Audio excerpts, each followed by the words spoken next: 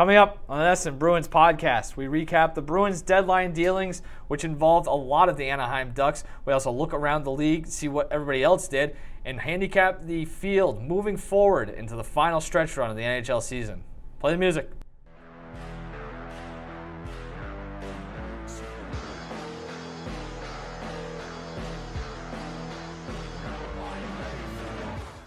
Hey everybody, welcome to the NESN Bruins Podcast, NHL trade deadline special. I'm NESN.com's Mike Cole, joined as always by Logan Mullen. Logan, we did not get traded. We did not. Is your pencil down? My pencil is down. Actually, we could be. It is 3:16 p.m. Eastern, and as you know, calls, as long as you're in the queue with the league office, details can still trickle in, trades can still happen. Yep. So you and I could be on the way out in the middle of this. Yep. That would salary relief, obviously. Yeah. All right. Well, we're here to talk about the Bruins mostly. We will kind of zing around the league as we see fit. But let's start with the Bruins, obviously, and let's start Friday afternoon, which is not a very. I guess that's kind of encapsulates the trade deadline for them more so than anything else. Is that most of their work was done Friday afternoon. When they went out and acquired Andre Kasha. I knew I was going to do that as soon as I was looking up Kesha songs earlier to make a pun, and I ended up screwing myself. But Andre Kasha, Jesus, from the Anaheim Ducks in exchange for David Backes, or at least 75% of David Backes' contract, a first-round draft pick in 2020, and Axel Anderson. Yes. I always want to call him Axel Axelson. But so that is a deal that we can just do our top line reaction. For me, I like that deal a lot more on Friday with the potential of what could come on Monday at the deadline, which kind of gives us a jumping off point into our next. Right. The next trade was they went out and they acquired Nick Richey, also from Anaheim, in exchange for Danton Heinen, and that's it for the Bruins. So they get Richey and Kasha from Anaheim, and basically ship out some money, Heinen and Backes. So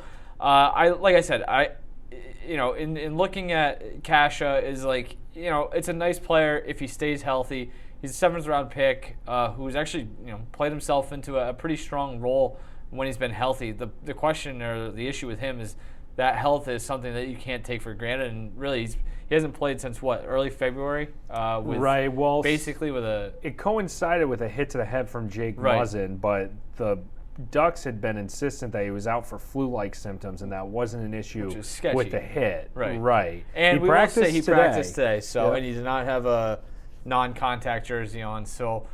They said that they aren't sure if he's going to play Tuesday night. They might give him a couple more days of practice. But what are your overall impressions of that trade, we'll say? So with Kasha, I thought it was a pretty big win for Don Sweeney because it was going to be. I did too. It was going to be a real bear to get out from that Backes contract, and the fact that the only way the Bruins were going to escape that deal was by parting with a first-round pick.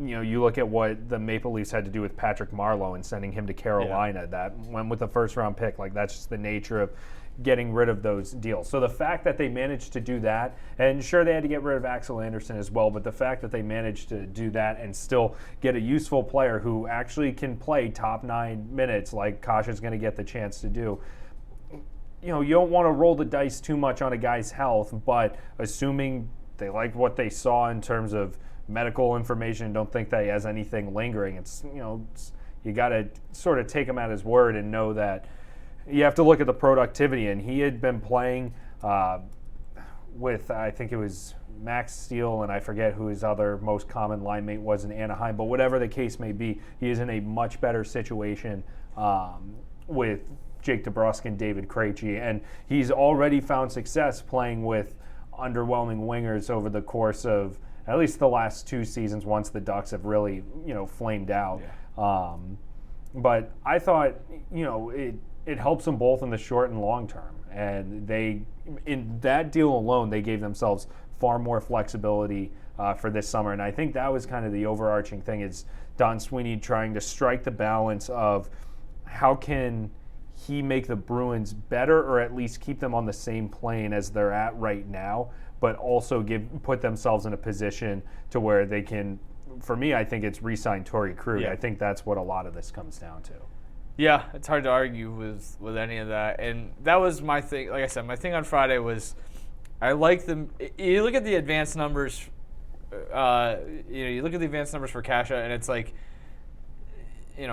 was the scoring opportunities per 60 minutes is 5v5. Is up there with, I think he's tied with McDavid. He's ahead of Bergeron. So, like, the numbers love him. I think they saw two guys in Anaheim that they thought, if we put them in the right situation, they'll succeed. And so maybe that's the case. And like I said, I liked it a lot more on Friday because of the salary cap implications, the fact that they freed up money. And really, if they wanted to, they could have gone out and dipped their toes in the rental market by Monday, by today, whatever you want to say. And they just didn't do that. I guess maybe they didn't find the deal. That was the thing. Like, you could have used that money on a rental, the saved money on a rental, and then just you could still sign Torrey Krug in the summer. Right. So I was, I expected them to at least look into that, and maybe they have, or maybe they did. I think the one guy that a lot of people around here, especially, were kind of clamoring for was Chris Kreider, and it looked like can't do anything about that. Right, and it sounded like they were, that was. There's enough speculation about that they probably were talking to the Rangers, and maybe once they gave up that first-round pick, it kind of kneecapped them a little bit. But the Rangers go out and sign Chris Kreider to what was a 7-year contract extension today, so that takes that off the table. And you look around the league, there weren't a ton of rentals that went, or at least nobody that would help the Bruins, or at least justify the price that you would have to pay to get that upgrade. So I don't know. It is. I think overall it's going to look a little underwhelming for most Bruins fans, but you also have to consider too, like, this is a team that the same thing happened last year, and they ended up.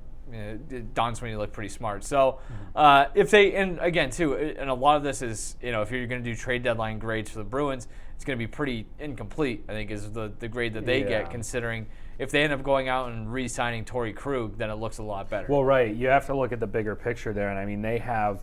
So according to Bruins Cap Space on Twitter, they're now working with about $23.7 million in cap space this offseason, and that's with Krug and Chara and Halak as UFAs. DeBrusk, Bjork, and Kuhlman and Grzelcyk are RFAs as well. They also have Joakim Nordstrom and Kevin Miller as UFAs if they wanted to kick the tires on bringing those guys back. But as opposed to where they were Thursday in terms of future cap space, they're in a much better position now than they were a couple days ago. And I don't – we'll get into the Nick Richey deal in a few minutes. At least on Friday, I don't think they got any worse at all. Like they gave themselves an opportunity to find somebody else that they can try alongside Krejci. You and I were talking today before the Nick Richey deal went down that with Kasha, it's very similar to Marcus Johansson in that he's probably a pretty good second line winger. He'd be a great third line winger. They're going to have to give him an opportunity on the second line. I understand why. And another thing I like about, honestly, both of these deals is the term, too. Like, if you like what you got in Kasha, you have him for another year at $2.6 million. I think with Richey, it's about $1.5 million. So all this seems like Don Sweeney's kind of playing the long game, both with the external options that he brought in as well as the internal guys as well. I mean, signing Torrey Krug now, I don't think he's necessarily going to get John Carlson, Brent Burns, Jacob Trouba money, but if he does, that's $8 million, and the Bruins can do that and still do it without gutting their entire team. Yep. So I think it was a move made with the future in mind, both the short-term future leading up to the deadline and the long-term future with the summer, whether it's with Krug or something else. I guess that, if you want, we can dive in a little bit more to the Monday deal that the Bruins made, going out and getting Nick Richey from the Ducks. They're familiar with the Richey family. Brad Richey's brother. For better or for worse. And he's a guy who, I think, if you're among the group that thought that the Bruins needed a little more size, a little more toughness, this certainly satisfies that desire. He's a guy who's he's 6'2", 234. He's got 78 penalty minutes in 41 minutes, right? Or 41 games. 8 goals, 11 assists. Granted, 2 goals, 2 assists came Sunday night. And so, the production hasn't been there. It's a guy who is a top 10 draft pick. He is the 10th pick overall in the 2014 draft. So the pedigree is, fairly strong, just has not lived up to those expectations as an NHLer. His career high 14 goals came his second season. And since then it's been meh. So, I think it's a solid depth piece, but it's, if he comes out and plays, to be honest, like his brother did, I think people are going to be pretty upset, especially when you look at what Heinen might give you in the long run. I don't think Heinen is ever going to be. You're certainly higher on him than most, but it's I guess you got to give up something to get something. If they feel like a change of scenery is going to help Richey turn into that player that people expect he could have been, then maybe that's all worth it. But it's going to feel a little underwhelming with what people had their minds on. Well, the growth of Anders Bjork kind of made Heinen a bit more expendable. Right. So a couple things on Nick Richey. For one, a lot of people, I think, have jumped to equating the high penalty minute totals to him being, this big bruising physical player. Yes, he is. He also hasn't had a fighting major since 2018. He does have a reputation for being, I don't want to say reckless, but having a little trouble staying out of the penalty box. It's not like, Milan Lucic where he's pulling in hundreds of penalty minutes and a lot more fighting majors and misconducts and what have you. I do think that a lot of this deal was Don Sweeney saying, here's a guy who we like the talent, we like the pure skill set. Let's take a chance and see, what's going to happen when we're putting him with Charlie Coyle. Mm-hmm. That said, I didn't like the return. I didn't like them giving up Danton Heinen. I don't think, for as much as the fan base bags on Heinen, he's a top 9 forward. At any point, they could plug him into first, second, or third line. They had done that this year and years previously. I've gotten flamed for this take before, but he's probably their third best defensive forward after Patrice Bergeron and Joakim Nordstrom. Solid forechecker. You've seen I see that look on your face. You see what, the scoring ability's there. I don't know what happened to his confidence. It is bizarre, his unwillingness to shoot the puck and his preference to pass. I don't know what specific moment it was that changed, but there's no arguing that. I think he's still a productive enough offensive player, and I think part of it is because he's a good forechecker. I mean, how many times have we seen him win puck battles in Boston's offensive zone and, find a guy on the other wing? So I think he gave the Bruins a lot more versatility than Nick Richey will. And if it's, if you want to look at the fact that they're getting, about $1.3 million in cap savings, that's worth something. They're both players are signed through next year. But in addition, I think you also kind of lost Danton Heinen as a trade piece too. Like, okay, you can't use him to get Kyle Palmieri now if you want to try to in the upcoming offseason. I mean, those big deals almost, so as you look at what the Rangers reportedly were looking for in a trade for Chris Kreider, it was, a first-round pick, a prospect, probably an NHL player, and then, another sweetener. Like, guys like Danton Heinen are what get those kinds of deals done. So my thought always had kind of been, well, if they're trading him, it's probably going to be part of a bigger picture thing. I didn't really see him going as a one-for-one type of deal. I'd be curious to see how they plan on using Nick Richey and what the fit is, and I totally understand the allure of a guy who's willing to throw his weight around a little bit more, play a little bit more physical, certainly than Heinen did, but I personally did not like or totally understand parting with him for that return. Parting with Heinen, that is, for that return. Right, yeah.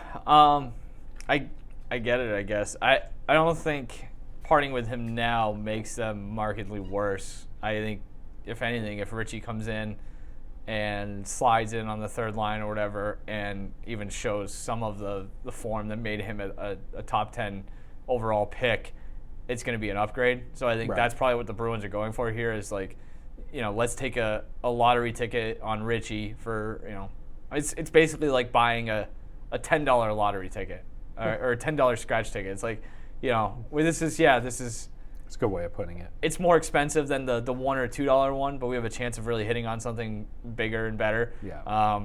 and so you kind of just take that chance and go with it. I think it's, it like you said, it's kind of it's a tough price to pay, and I do think that you made a good point about the sweetener aspect of it, where he could be a more valuable trade chip down the road. That being said, like, I kind of get where the Bruins are coming from, where it's like, this is their best chance to win another cup. They're 1 year removed from going to Game 7 of the Cup final. You just kind of would maybe hope that that would have turned into a better piece than Nick Richey. But the market kind of dictates that as well. Right. Like we talked about with Chris Kreider. If Chris Kreider is not available, you can't go trade for him. Like, if he's going to sign a contract extension, you can't trade for him. And we'll start to hear more as the days go on, and Sweeney will talk this afternoon at some point about what they had, and I don't think he'll get in much in the way of specifics, but maybe we'll get a better idea of what they were kind of working on as the afternoon went on. So it's still a little unsettled. We have to kind of wait to see what happens, but that's where it stands right now. And again, like I said, there's a chance that he comes out and just change the series, some better line mates, and it all snaps, and he's better than he was. But yeah, and I get the metrics, and that's they point towards him probably being a little bit more productive of a player than he actually ended up being, and so that's, to me, I think that's sort of the common denominator here, is that Don Sweeney saw two guys with the Ducks who either were being misused or just the victim of their line mates, and thinking, if we plug these guys into middle six roles, right. If you put Nick Richey on the fourth line, lately they've been cycling through on that left wing with Nordstrom and Bleed. If they, decide they want to put Nick Richey on the fourth line, that's probably your most offensively gifted fourth liner, right? If you're also keeping Corrali and Wagner in. And that's where things, and I think this is kind of going on a sidebar here, but a part of the benefit too of offloading the Backes contract for this year is so rosters expand. It's either later today or tomorrow, and all you need to do is be cap compliant, and you can have as many guys on the roster as you want. And so now they don't have to worry about putting Bleed on waivers. They don't have to worry about activating Connor Clifton from IR. They don't have to worry about sending Jeremy Lozon or Carson Kuhlman down. Basically, they're at the point where if they want to give some of these guys who are waivers exempt the opportunity to play in the minors, they can, but otherwise they can keep them up, and at a moment's notice when something isn't working with X player, then they can just plug Kuhlman or Bleed or whoever it is in. So they gave themselves a little bit more short-term flexibility where they don't have to worry about losing guys to waivers. Yep. So that's, I don't know. So I guess the question really is then, short-term, right now, do you think they're better than they were Friday morning? Because of the Kasha deal, yes.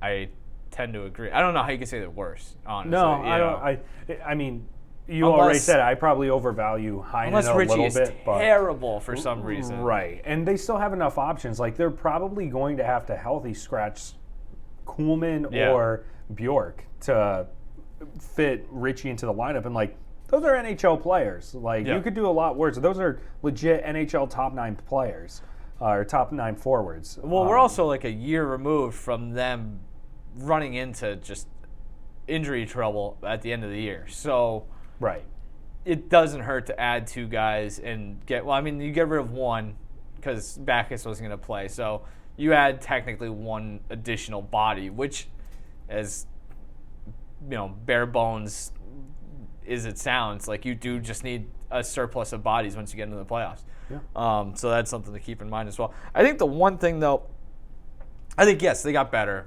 They're a little bit better than they were last week.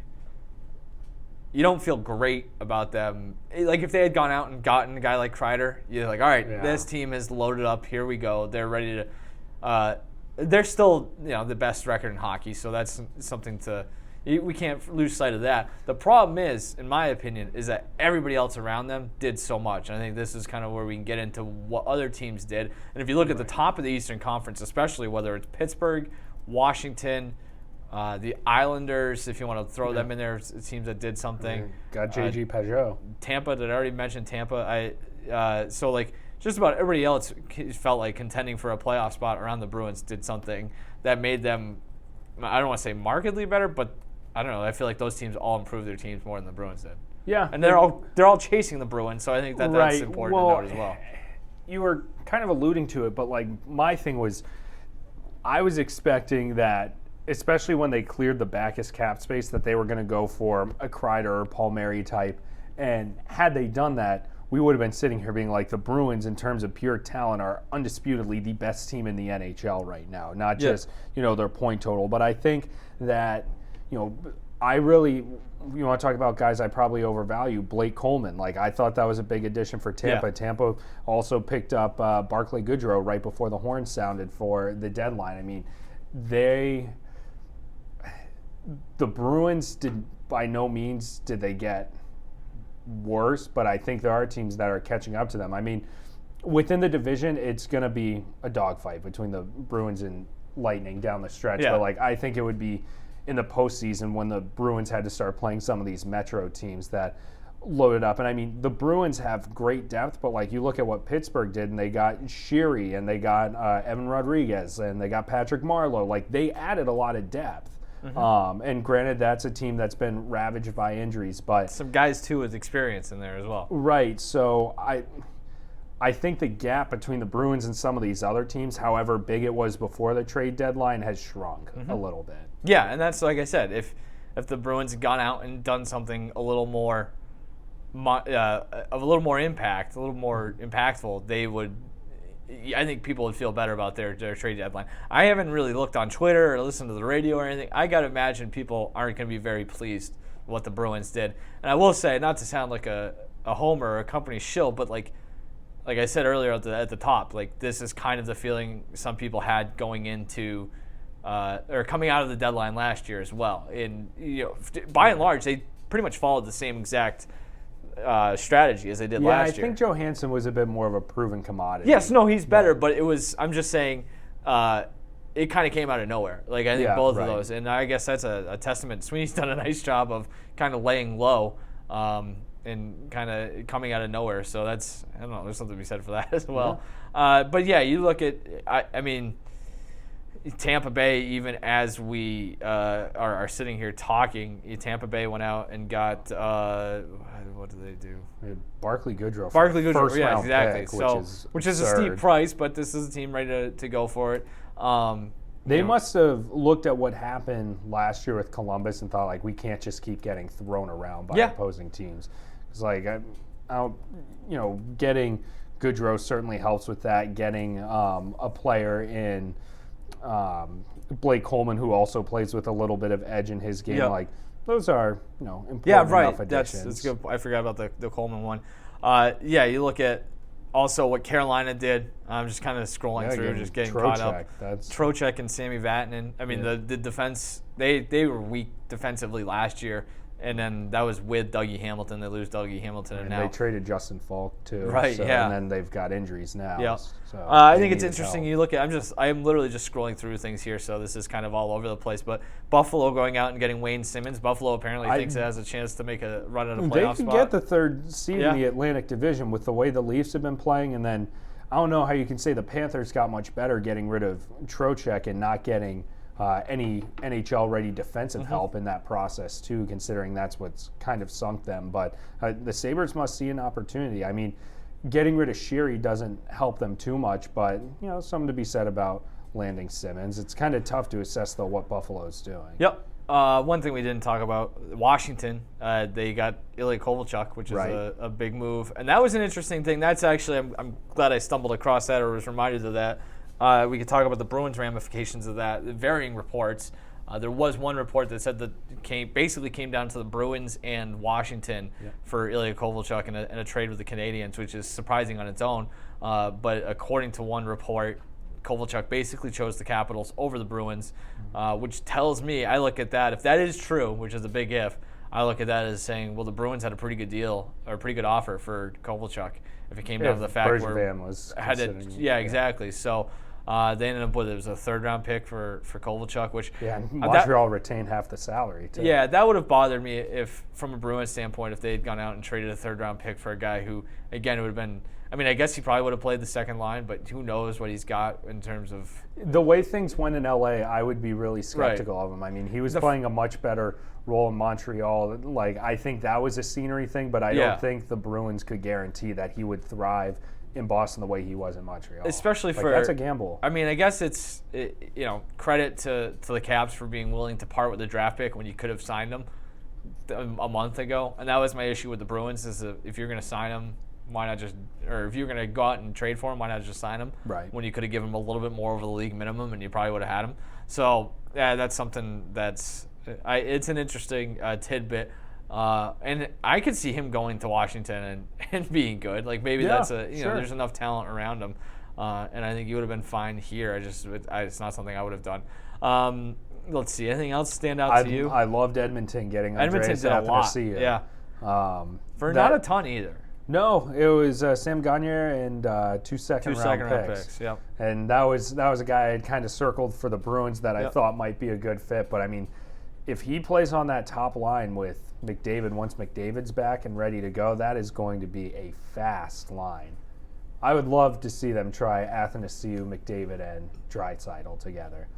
Imagine the Corsi on that on that line once Athanasiou gets out of that hellhole situation in Detroit where he was a minus $1 billion. But I thought Ottawa did pretty well, actually, to be honest with you. I mean, the fire sale continues, but they got a conditional first, a second, and a conditional third for J.G. Peugeot. What else did they do? That was a fantastic move. And they're stockpiling draft picks. I mean, they've got, 12 in the upcoming draft, and it might be like 14 in 2021. 3 first-round picks in 2020 as well, which is nuts. And they have 3 second-rounders this year and next. That's crazy. And so, they're probably not going to be a free agent destination, certainly not in the short term, but I mean, they can build through the draft, and that draft capital, when you consider what type of players teams are able to net for draft picks, I mean, that is my spicy take that I kind of fired off to you this morning without putting much thought into it. I think I might stick with it. Senators could be a playoff team next year. Got to play their cards right, but that's a team that plays hard. I like Brady Tkachuk, assuming Thomas Chabot's still healthy. There's talent there, and if they get a high draft pick and then also are able to move a few of those picks for NHL-ready talent, that could be an okay situation. Sure. Vegas did pretty well. They went out and got Robin Lehner from Chicago. They also last week picked up Alec Martinez from the Kings. So they've kind of solidified the back end there as well. That's a team that's kind of been lingering for a while now. Let's see here. I mean, Florida did pretty well, I think, in terms of their return for Vinny Trocheck. They're getting Lucas Wallmark is in that return. They got 4 players for Trocheck, which is an interesting. You just don't see that as often. You feel like there's always going to be a pick involved there. Well, my thing was, I thought that if they were going, I mean, the thing that's sunk the Panthers all year is their defense being a disaster. Mm-hmm. So my thought was, well, if they're going to trade Vincent Trocheck, it's probably going to get defensive help. And so when I saw that it was going to be Carolina, who has no defensive assets themselves, I was a little shocked that was the landing spot. And okay, fine, they get someone in Hala who probably is able to plug in right away in Trocheck's spot. But at the same time, like, how much better did Florida get in its weakest area? Not much. No. Not at all. So that's something to just keep in mind. It was a pretty tame. I mean, the biggest deal on Monday was the deal that didn't happen with Parise was going to the Islanders for a second, which would have been a huge. If they got what that they had done, right? They might have. Like how I was saying that I thought if the Bruins got a Kreider or Palmieri type, they would unequivocally be the most talented team in the NHL. Like if they pulled off the Parise deal in New York, that they probably would have been in the conversation for that. Right, especially after what they did today. It's a steep price. Right, it's a steep price for Peugeot, but they immediately turned around and got him signed to an extension. Yep. They also got Andy Green a couple weeks ago. Right. So. Weird thing. This is a complete tangent. Why do players Mark Stone did it last year. Peugeot did it today. Immediately sign an extension. Yeah, that's so weird because. Yeah, what if you don't like it? What if you hate it? I mean, I get it, Vegas. Like, you're going to be in the desert in Vegas for 10 years or whatever. So here's my thought, too, is so if Ottawa loved Peugeot so much, because they were making it sound like, it was really killing the Senators to have to trade him. He got, 6-30? You couldn't have gotten with a team that might need to, try and hit the cap floor next year. They couldn't have done a $5 million AAV for 6 years of JG Peugeot. I don't know. I mean, they loaded up on all the draft picks, but Peugeot was on TSN this afternoon too, saying he was vomiting last night. Really? Yeah, which is wild. Well, he's from Ottawa. Yeah, right? it is crazy though. If I told you right now, you're gonna be working somewhere else tomorrow in a different part of the continent, and that would be very important. And I'm not gonna tell you where. Yeah. You would probably be a little restless tonight. Yeah. But like I said, it is nuts. So for a guy to go from throwing up over the anxiety of being moved to being like, I'll sign a contract extension. Sight unseen. Let me completely take away my negotiating leverage and just sign with this team on Long Island.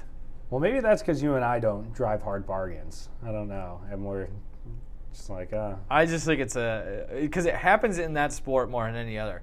Like I said, it was Stone last year. I guess that thing probably. I mean, there might be some backdoor dealings going on. Some legal tampering. Legal tampering. Yeah. So, who is your favorite? Now that we're pretty much set, we know everything's looking like down the stretch. Who's your Stanley Cup favorite right now? My Stanley Cup favorite, probably Tampa. I picked Tampa at the start of the year. I think.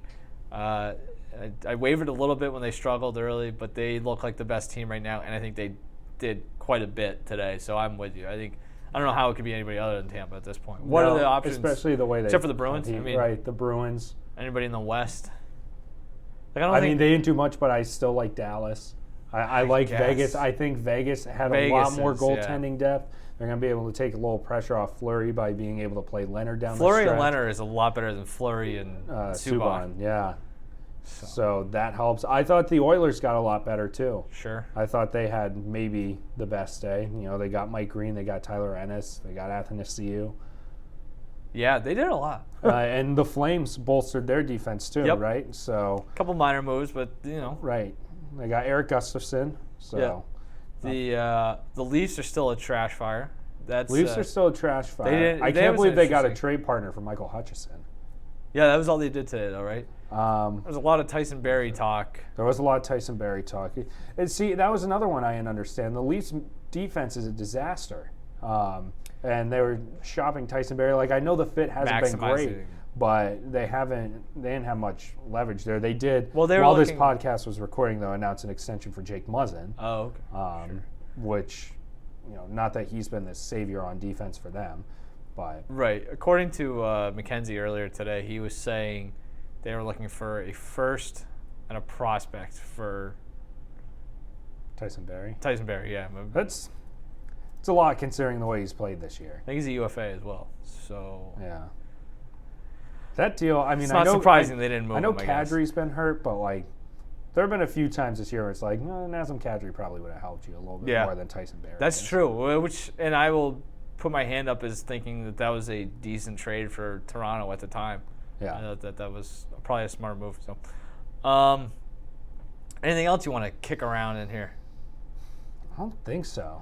I think we were pretty well set up for it's. I think for us, especially from a Bruins podcast perspective, the big thing next week when we reconvene is going to be just how does this all fit? And I think that's the interesting thing. To circle around and kind of touch on the Bruins once more before we get out of here is it sounded like Kasha is skating on the second line, which I think is expected. Yeah. Obviously, that was at practice for one day. I felt like that was a placeholder for at least a day to see if they got somebody like Kreider, but he's going to stay there. They got to hope that Richey is the whisperer, the Andre whisperer. I think so. Half of their top six is from the Czech Republic. Yeah. That'd be interesting. They should just try that. I mean, for the novelty of it. Honestly, though, in terms of proven NHL products, I mean, Kasha's got to be Krejci's best winger since Rick Nash, right? Like, I mean, Yeah. I guess they tried out Johansson, but in terms of guys whose like design purpose was to go Yeah. there, I think the writing was always kind of on the wall for Johansson that he was going to the third line. Yep. But Kush's probably the best. It would be funny if they He's fun to watch too. Yeah. Like, he's a speedy guy and he's got great hands. that's the kind of player that Krejci traditionally has played pretty well with. The speed guy. I mean, it'd be funny if they just said screw it, put Richey up there and be like, we're trying to. I mean, they did it with his brother right, earlier. and I was a redux of that, or he gave you a big guy with some offensive skill. Yeah. A la Horton. I will say, I think Richey was getting pretty good power play ice time with Anaheim, so I'd be curious to see if they look at him to fill that sort of like Bacchus role that they had, or Right. like what DeBrusque does, where it's like just get to the net and create a little bit of havoc. But and that's another thing, losing Heinen on the penalty kill is going to hurt, because I know Richey didn't spend much time on the penalty kill, so they still have Nordstrom, Corrali, Bleed if they want him, Wagner, Bergeron, Marchand. Like, they still have options, but that was an area where Heinen was useful, as they could use him on either special teams unit. Yeah, it's just kind of digging around. They have some options, and it's going to be interesting to see how Cassidy kind of figures that out moving forward. But I guess that's what it's funny. We spent the last month or so kind of just looking ahead to the trade deadline, and it comes and goes, and now we're into the stretch run. So that's what we'll be shifting our attention to, especially Bruins. Pretty tough stretch here too. I think that's something that we will obviously be touching on next week, but I'm just pulling up their schedule now. I mean, Calgary's in town tomorrow night. Dallas, then they go to the Islanders, Tampa, and Florida. Yeah, it's and then Tampa again, and then Philly, who did something today. Right. But this is a tough stretch. Yeah, no, all of a sudden it's it looks not even about to tougher get than it easier did. for the Bruins. Well, like we were kind of joking, they shouldn't deliberately tank, but getting the second seed in the Atlantic's probably not the worst, because you're going to get the Sabres, Panthers, or Maple Leafs. Right. All three of which the Bruins could probably beat in 4 or 5 games. A nice something's got to give Tuesday night game, because typically first game back after a long road trip, not great. But and the way things ended Saturday. Bruins coming off a 9-3 loss, maybe they're going to buck that trend. So win this one for Andre. Yes, we will. If he even plays. We will discuss all of that again next week, and anything else that we may have missed. Because again, probably deals are still trickling Kyle in. Palmieri trade in 3 minutes once we're done. We'll say we've been dinking around in here for a half hour, 45 minutes, and there's still a Canadians trade out there just kind of floating in the ether that hasn't been announced yet. So there are a few trades going around. Brandon Davidson to the Sharks. Sure. I mean, they've been. I feel pretty confident saying that the Bruins are not involved in any of those, because I'd be probably would pretty have popped surprised. up So by now. Bruins legend Matt Irwin to Anaheim. Oh, a lot of UMass Poor guy, if guy, I'm not mistaken. So all right, let's get out of here. It's all been right. fun. We'll be back again next week with the Bruins NESN Podcast.